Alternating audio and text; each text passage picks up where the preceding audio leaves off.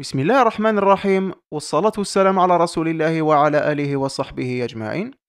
Bonjour à tous, très heureux de vous retrouver. Dans la vidéo d'aujourd'hui, nous allons étudier un nouvel indicateur statistique, aussi important que le coefficient de variation, j'ai nommé le coefficient de corrélation. Il arrive dans certains cas qu'on ait à démontrer de diverses manières l'existence d'un lien entre deux variables statistiques. On se met alors à présenter des tableaux, des chiffres, à formuler des hypothèses et à présenter divers arguments qualitatifs qu'il est très difficile de quantifier lorsqu'on ne dispose pas des outils mathématiques adéquats. Et c'est là qu'entre en jeu le coefficient de corrélation dont nous développerons le contexte d'application au courant de cette vidéo. Je vous souhaite à tous un très bon visionnage, je vous retrouve juste après ça.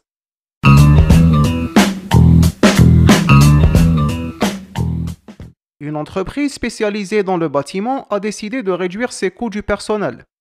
En effet, étant en difficulté financière, elle a décidé de geler les recrutements sur le moyen terme et de compenser le manque d'effectifs par l'augmentation du volume horaire. Mais comme vous le savez, on ne fait pas d'omelette sans casser des œufs.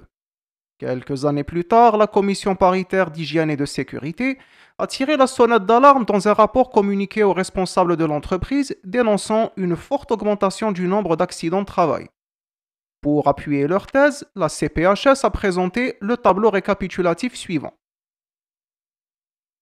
Effectivement, rien qu'en observant le tableau, on se rend vite compte de la gravité de la situation. On constate donc que le nombre d'accidents de travail recensés augmente en fonction du nombre d'heures supplémentaires effectuées, exception faite pour l'exercice 2019 où une légère baisse a été constatée. Mais en tenant compte de la réalité des faits, on pourrait clairement dire que c'est l'exception qui confirme la règle. Bref, à vue d'œil, on se rend bien compte de l'existence d'un lien entre ces deux variables. Mais ce qui serait mieux, c'est de pouvoir traduire ce lien par un indicateur, par un chiffre. D'où la question suivante.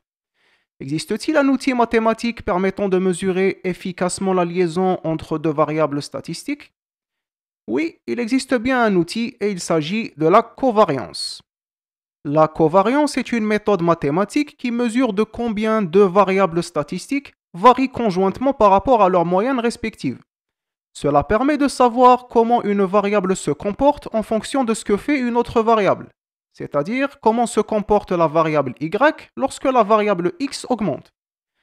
La covariance permet également d'évaluer le sens de variation de deux variables statistiques, sens qui peut être positif, négatif ou nul. Si deux variables évoluent dans le même sens, la covariance sera alors positive. Si les deux variables évoluent dans le sens contraire, la covariance sera alors négative. Et enfin, si les deux variables sont indépendantes, leur covariance sera alors nulle. La covariance est calculée via la formule mathématique suivante. Donc la covariance est égale à la moyenne du produit des variables x et y moins le produit des moyennes de ces mêmes variables. Il y a lieu de noter cependant que la covariance comporte un défaut compromettant son efficacité. En effet, cette dernière mesure le lien de variables qui ne sont pas nécessairement comptabilisées dans la même unité. Par exemple, en revenant au tableau de tout à l'heure, on constate que la variable x est mesurée en heures et que la variable y en nombre d'accidents de travail. Et présentée telle qu'elle, la covariance ne signifie rien. Il faudrait donc trouver un moyen de la standardiser, de la convertir en ratio. Est-ce possible? Existe-t-il un tel ratio? Si oui, comment l'obtenir? Oui, il existe bien un ratio et il s'agit du coefficient de corrélation. Le coefficient de corrélation, généralement noté R, quantifie la force du lien linéaire entre deux variables d'une distribution. Il est le résultat de la formule mathématique suivante. Donc petit r est égal à la covariance des variables x et y divisé par le produit de leurs écarts-types. La valeur du coefficient de corrélation est comprise entre 1 et moins 1. Lorsque R est supérieur à 0, on dira alors que la corrélation est positive. Lorsque R est inférieur à 0, on dira alors que la corrélation est négative. Et enfin, lorsque R est égal à 0, on dira alors que la corrélation est nulle. L'intensité du lien linéaire entre deux variables statistiques dépend de la valeur de R. En effet, plus R se rapproche de 1 ou de moins 1, et plus la corrélation est forte.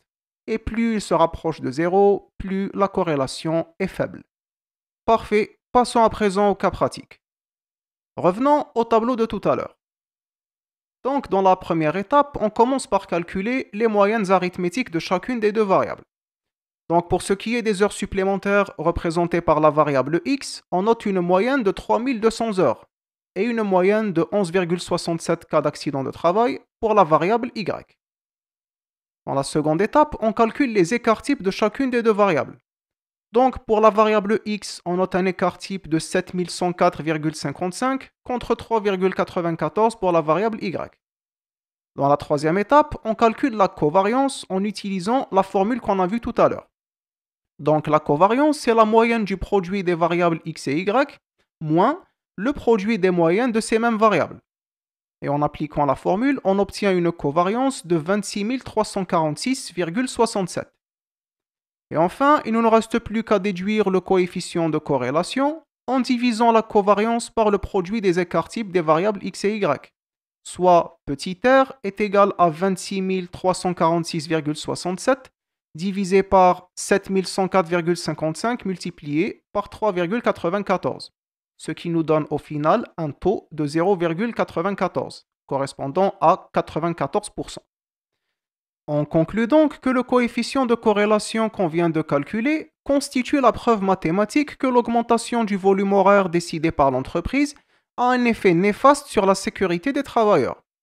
Il est donc urgent pour l'entreprise de suivre les recommandations de la CPHS en entamant un plan d'action visant à préserver la santé et le bien-être de ses collaborateurs, sans lesquels l'entreprise n'a plus raison d'être.